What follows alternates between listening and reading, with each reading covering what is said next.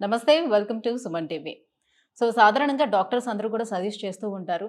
ఫిట్‌గా మీరు ఉండాలి అనంటే బాడీకి ఏదో ఒక యాక్టివిటీ ఉండాలి అని చెప్తూ ఉంటారు. యాక్టివిటీ అంటే అందరూ ఏమనుకుంటారంటే జనరల్‌గా కామన్‌గా ఒక వాకింగ్ చేస్తే సరిపోతుంది అని అనుకుంటారు. వాకింగే ఎక్కువ సేపు చేస్తే అయిపోతుంది. బాడీకి ఒక యాక్టివిటీ దొరుకుతుంది కదా అని అనుకుంటారు.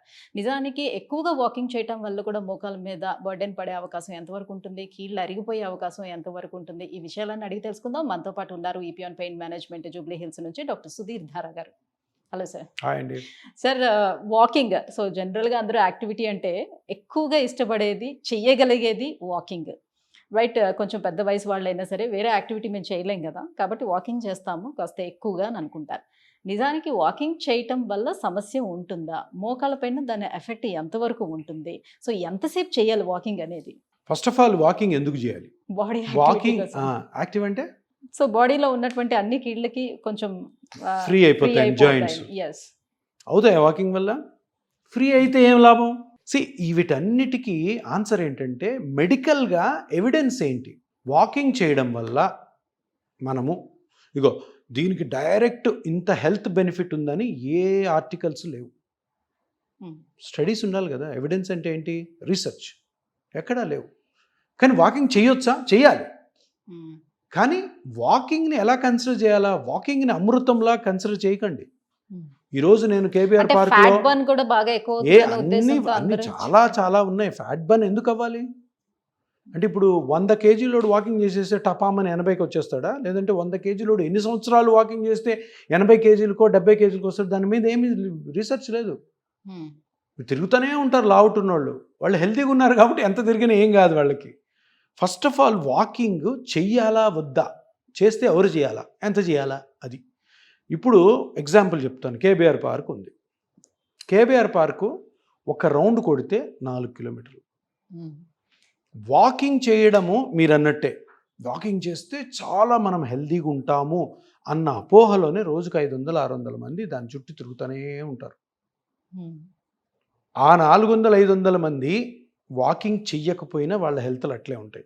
లేదు 400-500 మంది రోజు వాకింగ్ చేయడం ద్వారా వాళ్ళ హెల్త్లో ఏమి ఇంప్రూవ్మెంట్ అట్లనే ఉండవు. వాళ్ళ సైకలాజికల్ ఫీలింగ్ బాగుంటుందా? ఈరోజు మరి డాక్టర్స్ కూడా ఎందుకు సజెస్ట్ చేస్తారు?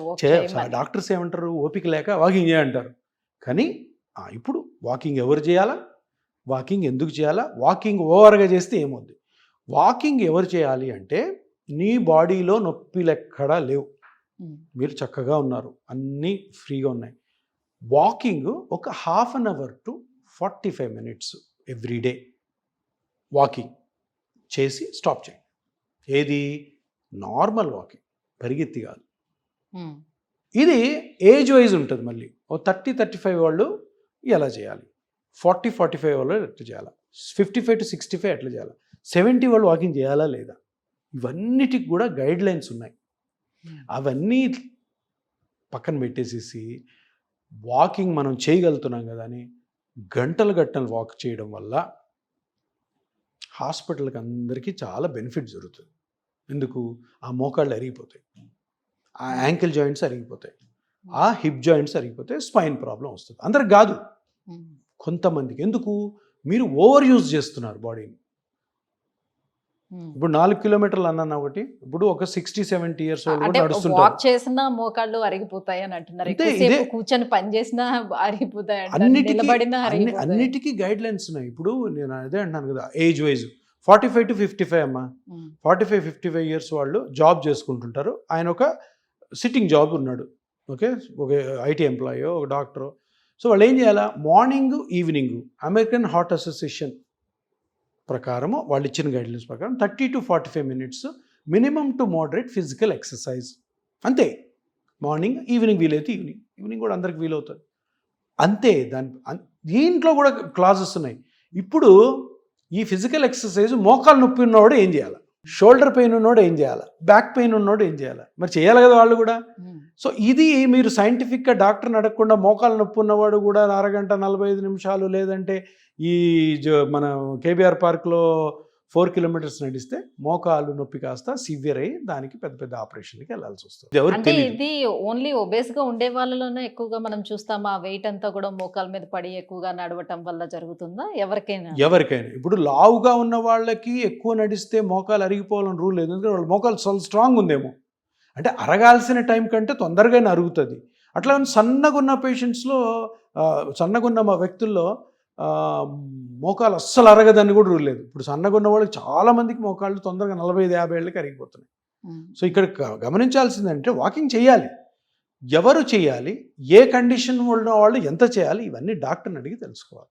పిచ్చిగా ఫ్రీగా వస్తుందని వాకింగ్ చేస్తూ ఉన్నాం అనుకోండి, 10 సంవత్సరాల వరకు మీ మోకాలు తట్టుకోగలిగేది 3 సంవత్సరాలుగా అరిగిపోతుంది. 3 సంవత్సరాలకి ట్రీట్మెంట్కి పోవాల్సి వస్తుంది.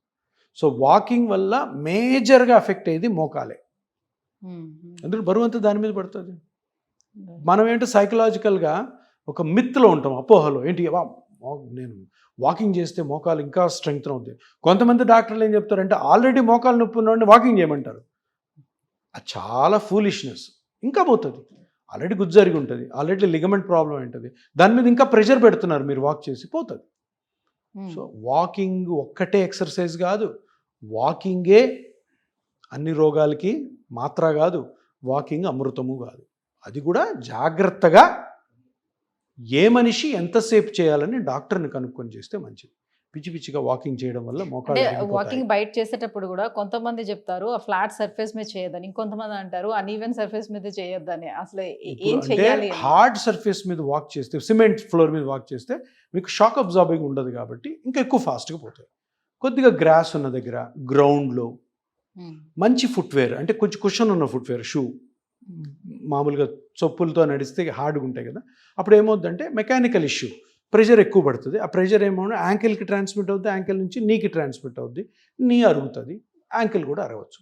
సో కొంచెం కుషన్ ఉన్న దాంట్లో మితంగా వాకింగ్. మళ్ళీ ఇక్కడ కూడా టైం ఉంది. ఊరికే గంటలు పని లేదని చెప్పి, లేదా ఇంకొక గంట నడిస్తే నేను ఇంకో 10 సంవత్సరాలు బతుకుతాను అన్న అపోహలు మటుకు ఉండకండి. దానికి దీనికి సంబంధమే లేదు. వాకింగ్ చేసేవాళ్ళు డాక్టర్ గారిని వాళ్ళ ప్రిస్క్రిప్షన్ తీసుకొని, సార్ ఎంతసేపు నేను వాక్ చేయాలి, నాకు ఈ ప్రాబ్లం తెలుసుకుంటే మంచిగా ఉంటారు. అనవసరంగా మీ మోకాళ్ళు అరిగిపోవు. Right sir. సో మరి మోకాల నొప్పులకి చాలా ఫేమస్ మన దగ్గర ట్రీట్మెంట్ పిఆర్పి. సో పిఆర్పి అనేది కేవలం మోకాళ్ళలో అరిపినటువంటి గుజ్జుకు మాత్రమేనా? అసలు దేనికి చేసుకోవచ్చు పిఆర్పి అనేది? ఇప్పుడు అదే మనం ఇప్పుడు వాకింగ్ చేస్తుంటాం. మనం వాకింగ్ చేస్తుంటే కొంతమంది యంగ్స్టర్స్లో వాళ్ళు కొంచెం ఫాస్ట్గా పరిగెత్తడం చేస్తారు కదా, లిగమెంట్ ఇంజురీస్ అవుతాయి. వాళ్ళలో గుజ్జు అరగదు. గుజ్జు అన్నదంతా 45 తర్వాత, 30-35లో ఏదో పరిగెత్తుంటారు, ట్విస్ట్ అవుతుంది, పడతారు. అబ్నార్మల్ షూ వాడడం వల్ల నీ జాయింట్ పెయిన్ స్టార్ట్ అవుతుంది. వచ్చి అంటారు, సార్ నేను రోజు జాగింగ్ చేస్తాను 45 మినిట్స్, అయినా కానీ ఎందుకు నొప్పి వచ్చింది సార్ నాకు? దానివల్లే వచ్చింది. ఏదో అబ్నార్మల్ ట్విస్టింగ్ జరిగింది, అబ్నార్మల్ ప్రాబ్లం జరిగి ఉంటుంది. సో మోస్ట్లీ అటువంటి యంగ్స్టర్స్లో it is because of ligaments. ACL అని ఉంటుంది, యాంటీరియర్ క్రూషియేట్ లిగమెంట్. మెనిస్కస్ అని ఉంటుంది, ఆ 2 బోన్స్ మధ్యలో ఉన్న ఒక కుషన్. కొలెటరల్ లిగమెంట్స్ అని సైడ్లో ఉంటాయి. ఇవి ఏమైనా డ్యామేజ్ అయినా కూడాను పెయిన్ వస్తుంది. సో అందుకని నేను అంటాను, ఎప్పుడైనా మోకాలు నొప్పి వచ్చినప్పుడు ఫస్ట్ స్కానింగ్ చేసుకోవాలి, ఎక్స్రే కాదు.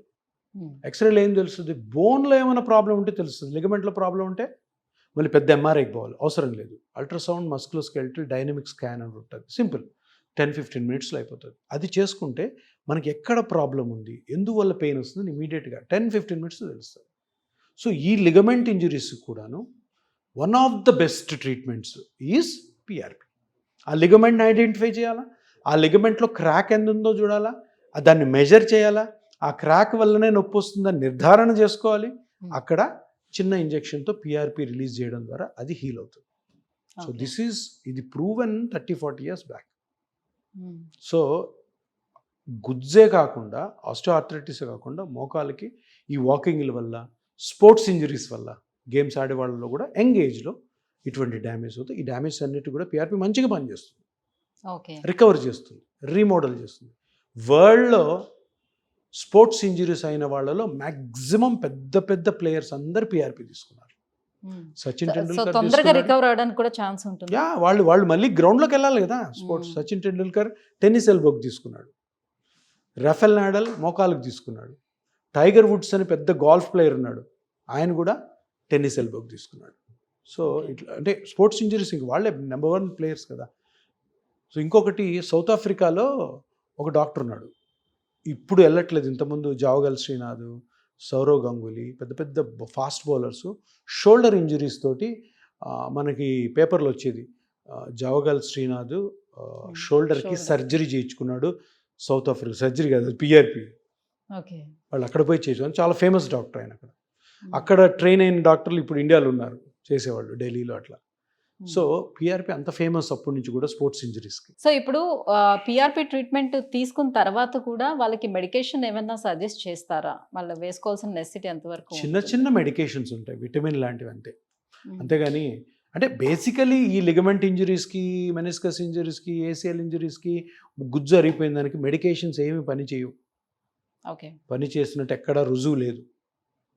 కాకపోతే కొంచెం కాండ్రో ప్రొటెక్టివ్ అని ఆ గుజ్జు, పెరిగిన గుజ్జుని కాపాడడం కోసం, పెయిన్ తగ్గడం కోసం మైల్డ్గా అనాలిసిక్స్ అవి పెడతాం తప్పితే ఆ ట్యాబ్లెట్స్ ఏవైతే వాడుతుండడం వల్ల మీకేదో మోకాలు సెట్ అయిపోతుంది, కంప్లీట్ రికవర్ అవుతుంది అని దశాబ్దాలు వాడుతుంటారు మందులు, చాలామంది వాడుతుంటారు. మ్మ్. నేను వచ్చే పేషెంట్ వచ్చి అడుగుతారు, సార్ 5 సంవత్సరాల నుంచి నొప్పి ఉంది సార్ అంటే, 5 సంవత్సరాలు ఎందుకు ఉందమ్మా నొప్పి, ట్రీట్మెంట్ తీసుకుంటూనే ఉన్నాను సార్. ఏం ట్రీట్మెంట్? ట్యాబ్లెట్లు. మ్మ్. ఏం చెప్పి ట్యాబ్లెట్లు ఇస్తారు? ఏదో లోపల గుజ్జు పెరిగిపోతుంది, నీకు తగ్గిపోతుంది. అస్సలు తగ్గ, ఎవరు నమ్మకండి. మ్మ్. మోకాల్లో నొప్పి వచ్చింది, ఆ నొప్పి 15 రోజుల కంటే ఎక్కువ ఉంటే మోకాల్లో ఏదో ఒక డ్యామేజ్ అయినట్టు, ఆ డ్యామేజ్ని స్కానింగ్ చేసి కనుక్కొని దాన్ని ట్రీట్ చేసుకో, అంతేగాని PRP ట్యాబ్లెట్ల చేసిన వల్ల తర్వాత- కానే కాదు. సో పిఆర్పి చేసిన తర్వాత ఫిజియోథెరపీ నెసిటీ ఎంతవరకు ఉంటుందో, అలాగే డైట్ కూడా ఏమైనా సజెస్ట్ చేస్తారా? ఎస్, ఫిజియోథెరపీ చాలా ఇంపార్టెంట్. ఫిజియోథెరపీ అంటే ఏదో ఫిజియోథెరపీ కాదు, ఎక్సర్సైజెస్. ఏం ఎక్సర్సైజెస్? ఇప్పుడు గుజ్జు అరిగిపోయింది సార్, మీరు పిఆర్పి చేశారు, గుజ్జు పెరిగింది, ఓకే, మరి ఎక్సర్సైజ్ ఎందుకు చేయాలా? ఆ పెరిగిన గుజ్జుని కాపాడుకోవాలా? ఎవరు కాపాడుతారు? పెరిగిన గుజ్జు మళ్ళీ తరగచ్చు కదా, ఎస్. ఎవరు కాపాడుతారు? చుట్టుపక్కల ఉన్న మజిల్స్ కాపాడుతాయి. ఆ మజిల్స్ని స్ట్రెంగ్తన్ చేసుకోవడానికి ఎక్సర్సైజెస్, దాన్నే ఫిజియోథెరపీ అంటారు. అందరూ ఏమనుకుంటారంటే ఫిజియోథెరపీ కూడా ఒక ట్రీట్మెంట్ అనుకుంటారు, కాదు, ఇది స్ట్రెంగ్తనింగ్. గుజ్జు ఏమో పెరిగింది పిఆర్పి వల్ల, కుషనింగ్ ఎఫెక్ట్ స్టార్ట్ అయింది, మళ్ళీ గుజ్జు అరిపోవచ్చు కదా మనం చేసే పనులు. దాన్ని ప్రొటెక్ట్ చేసుకోవాలేంటి? నీ చుట్టుపక్కల ఉన్న మజిల్స్, లిగమెంట్స్ స్ట్రెంగ్తన్ అవ్వాలి, దానికోసం ఫిజియోథెరపీ. దానికి ట్రీట్మెంట్కి అనుగుణంగా, మీకు జరిగిన బెనిఫిట్కి అనుగుణంగా, మీరు చేసే పనులకు అనుగుణంగా ఎక్సర్సైజ్ ఉంటాయి. ఆ పిచ్చి పిచ్చి అన్ని ఎక్సర్సైజ్ యూట్యూబ్లో చూసి ఈ ఎక్సర్సైజ్ అందరికీ అనుకోకండి. ఇంకొకటి చెప్తున్నాను, చాలా ఇంపార్టెంట్. మీకు గుజ్జు అరిగిపోయినా, లిగమెంట్ ఇంజురీ అయినా, మెనిస్కస్ ఇంజురీ అయినా, మజిల్ ప్రాబ్లం అయినా, ట్రీట్మెంట్ చేసుకోకుండా ఫిజియోథెరపీ స్టార్ట్ చేయొద్దు. ఎందుకంటే అక్కడ చిరిగిపోయినది కానీ, దెబ్బతిన్నది కానీ, తరిగిపోయిన కార్టిలేజు ఇంకా డ్యామేజ్ అయ్యే ఛాన్స్ ఉంటాయి. ఫస్ట్ ఆఫ్ ఆల్ స్కాన్ చేసి కనుక్కొని దాన్ని రికవర్ చేసుకొని సింపుల్గా తర్వాత ఫిజియోథెరపీ చేసుకోవాలి. ముందే ఫిజియోథెరపీ చేశారనుకో, చిరిగిపోయిన చొక్కా ఉందా, పట్టుకొని లాగితే ఏమవుద్ది, మొత్తం చిరిగిపోతుంది. సో అందుకని first correction, then strength. Right, thank you sir, thank you so much. So viewers చూస్తున్నారు కదా, సో వాకింగ్ అనేది మనకి నెసిటీ ఉంది, బట్ అది ఎంత మోతాదులో చేయాలో అంత మాత్రమే చేసుకోవాలి. సో ఎక్కువగా మనం ఏం మిస్టేక్స్ చేస్తున్నాం, మన మోకాలు అరిగిపోవడానికి ఎలాంటి మిస్టేక్స్ చేస్తున్నామో అది మనం ముందు గ్రహించాలి. సో మీలో ఎవరైనా మోకాల నొప్పులతో సఫర్ అవుతూ ఉంటే కింద స్క్రోల్ అవుతున్నటువంటి నెంబర్లకి కాల్ చేయండి. ఈపీ ఆన్ పెయిన్ మేనేజ్మెంట్ని ఒకసారి అప్రోచ్ అవ్వండి. సో నాన్ సర్జికల్ ట్రీట్మెంట్స్ని ఒకసారి ట్రై చేసి చూసినట్లయితే సర్జికల్ వరకు వెళ్ళాల్సిన నెసిటీ అయితే ఉండదు. Thank you.